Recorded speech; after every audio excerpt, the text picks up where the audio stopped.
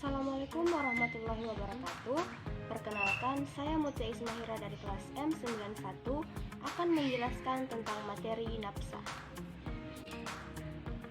Narkoba atau nafsa adalah zat atau bahan yang berbahaya yang mempengaruhi kondisi kejiwaan atau psikologi seseorang, baik itu pikiran, perilaku, ataupun perasaan, di mana efek samping dari penggunaan obat ini adalah kecanduan atau dapat menyebabkan ketergantungan terhadap zat atau bahan ini. Ada beberapa yang termasuk narkoba atau nafsa, yaitu yang pertama narkotika, psikotropika, dan zat adiktif. Berikut akan saya jelaskan. Yang pertama adalah narkotika. Narkotika adalah zat atau obat yang berasal dari tanaman maupun bukan dari tanaman, baik itu sintesis maupun semi sintesis, yang dapat menyebabkan penurunan dan perubahan terhadap kesadaran seseorang, mengurangi atau menghilangkan rasa nyeri, dan dapat menimbulkan ketergantungan. Narkotika dapat kita bagi menjadi 3 golongan. Golongan yang pertama yakni narkotika yang hanya digunakan untuk kepentingan ilmu pengetahuan dan tidak dipergunakan untuk terapi, serta memiliki potensi ketergantungan yang sangat tinggi. Contohnya kokain, ganja, dan heroin. Untuk golongan yang kedua, narkotika yang dipergunakan sebagai obat. Nah, penggunaan sebagai terapi atau dengan tujuan pengembangan ilmu pengetahuan serta memiliki potensi ketergantungan yang sangat tinggi. Contohnya morfin dan petidin. Selanjutnya narkotika golongan ketiga. Narkotika yang digunakan sebagai obat dan penggunaannya banyak dipergunakan untuk terapi serta dipergunakan untuk pengembangan ilmu pengetahuan dan memiliki potensi ketergantungan yang ringan. Contohnya yakni kodein. Selanjutnya psikotropika. Nah, psikotropika adalah zat atau obat baik yang alamiah ataupun sintesis, bukan narkotika, yang berkhasiat psikoaktif melalui pengaruh selektif pada susunan saraf pusat yang dapat menyebabkan perubahan perilaku dan perubahan khas pada aktivitas mental dan dibagi menjadi beberapa golongan. Golongan yang pertama yaitu psikotropika yang dipergunakan untuk pengembangan ilmu pengetahuan dan tidak dipergunakan untuk terapi dan memiliki sindrom ketergantungan yang kuat. Contohnya yakni ekstasi. Untuk golongan kedua yaitu psikotropika yang dipergunakan untuk pengobatan dan dapat dilakukan sebagai terapi serta untuk tujuan pengembangan ilmu pengetahuan dan memiliki sindrom ketergantungan yang kuat. Contohnya yakni amfetamin. Untuk golongan yang ketiga yaitu psikotropika yang digunakan sebagai obat dan banyak digunakan sebagai terapi serta untuk tujuan pengembangan ilmu pengetahuan dan memiliki sindrom ketergantungan yang sedang.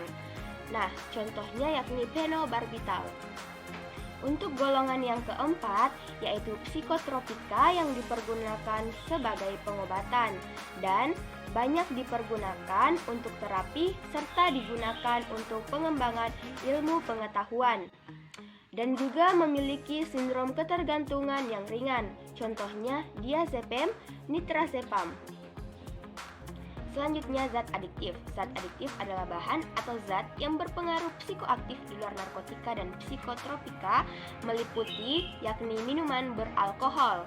Nah, minuman beralkohol mengandung etanol etil alkohol yang berfungsi menekan susunan saraf pusat dan jika digunakan secara bersamaan dengan psikotropika dan narkotika maka akan memperkuat pengaruh di dalam tubuh. Ada 3 golongan minuman beralkohol, yaitu golongan A kadar etanol 1 sampai dengan 5%, golongan B kadar etanol 5 sampai 20%, golongan C kadar etanol 20 sampai 45%.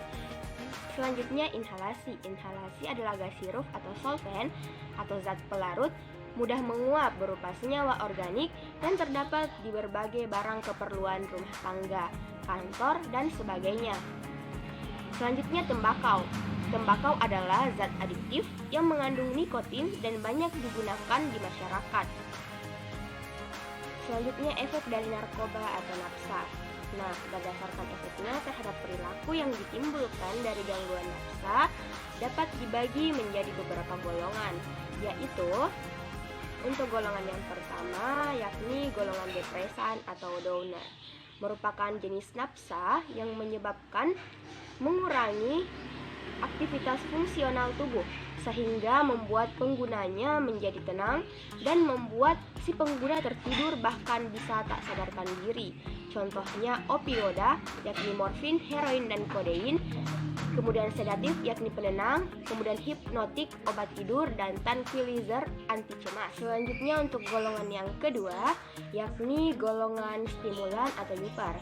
Nah, golongan ini merupakan golongan nafsa yang merangsang fungsi tubuh dan meningkatkan gairah kerja, dan pada golongan ini membuat penggunanya menjadi aktif, segar, dan bersemangat. Contohnya yakni amfetamin, yaitu sabu dan ekstasi, dan juga kokain. Selanjutnya untuk golongan yang ketiga yakni golongan halusinogen. Nah, golongan ini adalah nafsa yang membuat penggunanya berhalusinasi yang bersifat merubah perasaan dan pikiran sehingga perasaan dapat terganggu. Contohnya kanabis atau ganja. Nah, selanjutnya bahaya dari narkoba. Penggunaan narkoba dapat mengakibatkan efek negatif yang dapat menyebabkan gangguan mental dan perilaku, sehingga terganggunya sistem neurotransmitter pada susunan saraf pusat di otak. Gangguan pada sistem ini akan menyebabkan terganggunya fungsi kognitif atau alam pikiran, afektif, alam perasaan, mood dan emosi, kemudian psikomotor atau perilaku, dan aspek sosial lainnya.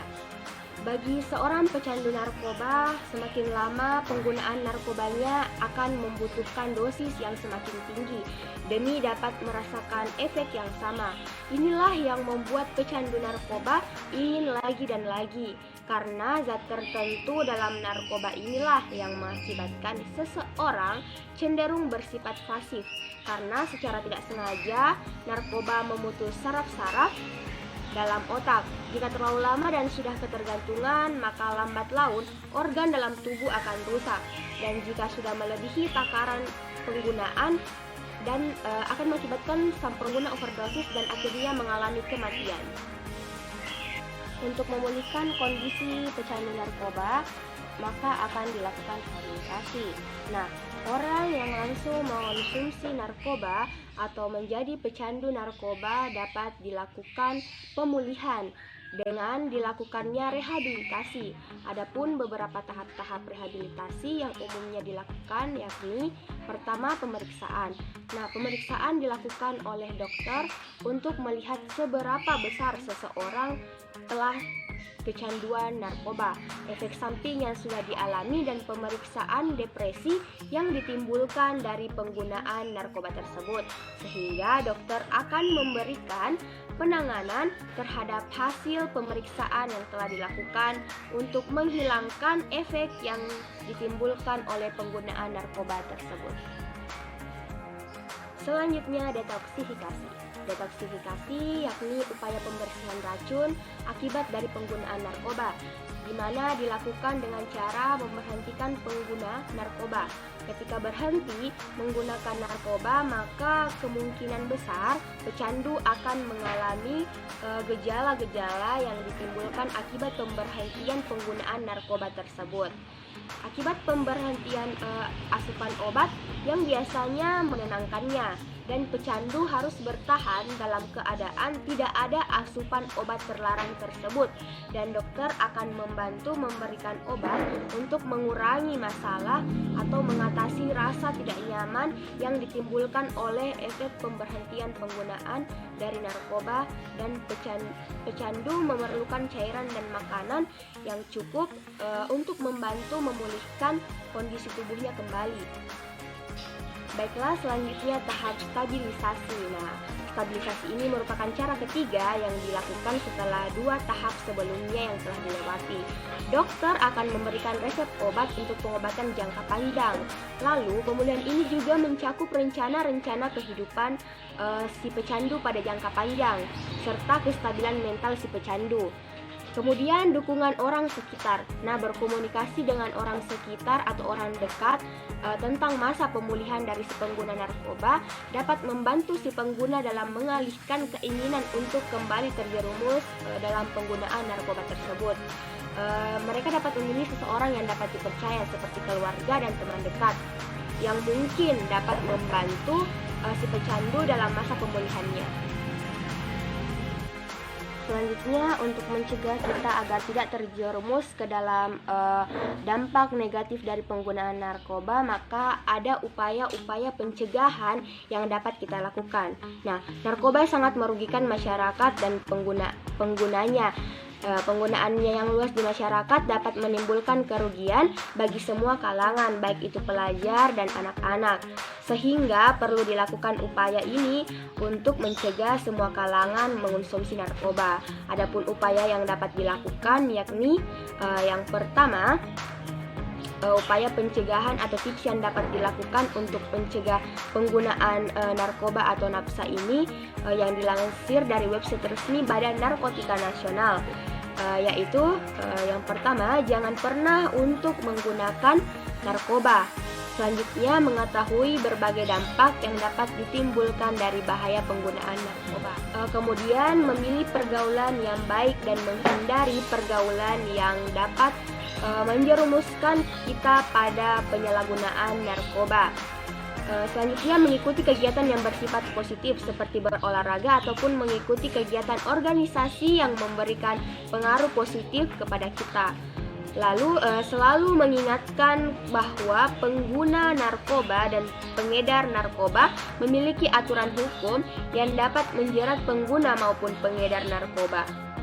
Lalu menjalin hubungan interpersonal yang baik dengan pasangan maupun dengan anak-anak akan memungkinkan kita melihat gejala awal penyalahgunaan narkoba pada anak-anak, dan hubungan komunikasi yang baik dengan anak-anak kita akan membuat mereka merasa nyaman dan aman tentunya. Nah, selanjutnya mengenal bahwa penyalahgunaan narkoba disebabkan karena dampak kurang pedulinya keluarga kepada anak-anak. Maka dari itu keluarga diharapkan memberikan contoh perilaku yang baik dan memberikan perhatian yang cukup pada anak-anaknya. Nah, itu tadi penjelasan saya mengenai materi dari nafsa. Kurang dan lebihnya mohon dimaafkan. Sekian dan terima kasih. Wassalamualaikum warahmatullahi wabarakatuh.